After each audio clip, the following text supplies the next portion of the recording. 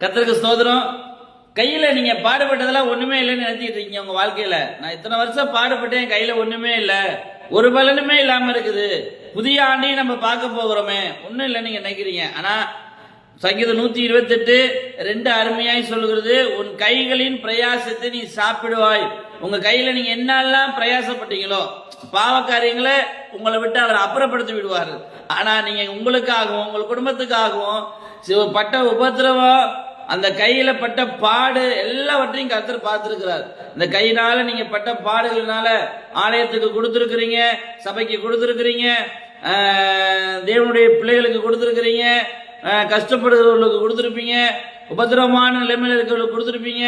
உங்க கிட்ட வாங்கிக்கிட்டு நிறைய பேர் ஏமாத்தி இருக்கலாம், நீங்க அதனால சோர்ந்து போயிருக்கலாம். ஆனா கவலைப்படாதீங்க. ஆனா ஒரே ஒரு வசனம் 128 சொல்லுது, 2வது வசனம், உன் கைகளின் பிரயாசத்தை நீ சாப்பிடுவாய். அதிக பலனை நீங்க பார்க்க போகிறீங்க.